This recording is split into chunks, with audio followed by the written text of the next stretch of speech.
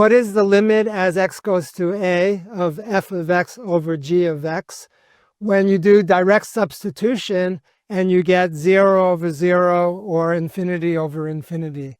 So these are indeterminate limits, and L'Hospital's rule gives us a straightforward method for computing these type of limits. So to derive L'Hospital's rule, we'll make use of the Taylor series expansion. So we're looking at the limit as x goes to a of f of x divided by g of x. So this is equal to the limit as x goes to a, and then we Taylor series expand both f and g about x equals a. So the numerator, the leading term, would be f of a plus f prime of a times x minus a plus f double prime of a times x minus a squared, etc.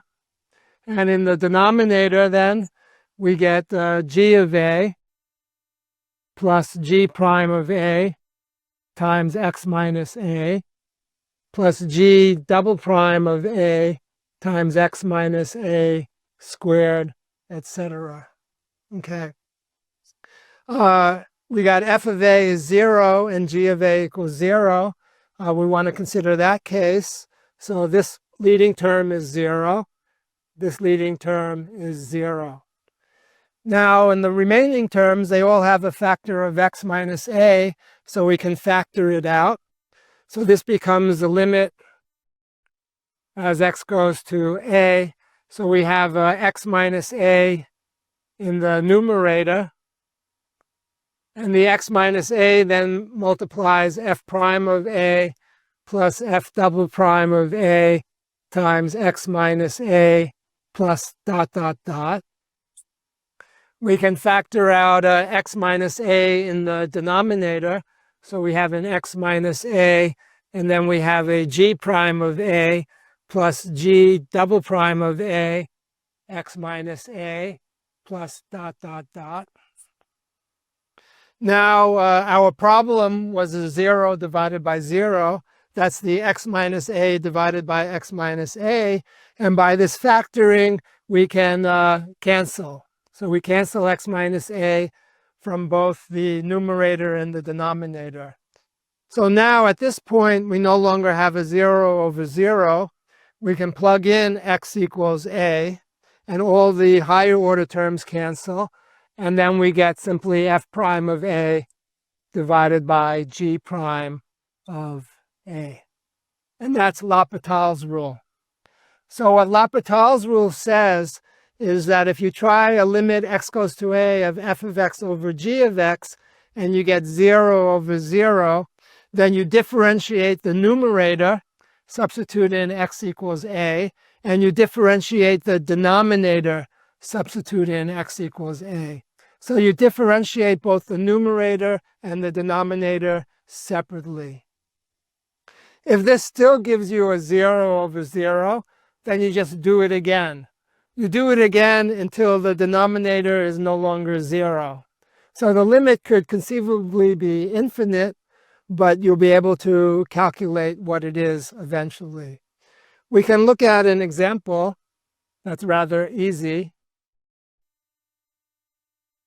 So what is the limit as x goes to 0 of the sine of a times x divided by x? Okay, so the sine of 0 is 0. The value of x at 0 is also 0. So this is a 0 over 0 by direct substitution, but we can apply L'Hospital's rule. So we can take the derivative of the numerator separately. So the derivative of sine ax is cosine ax times the derivative of ax using the chain rule.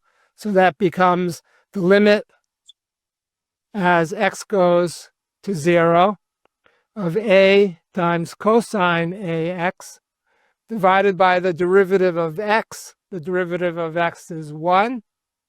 And now we no longer have a 0 in the denominator.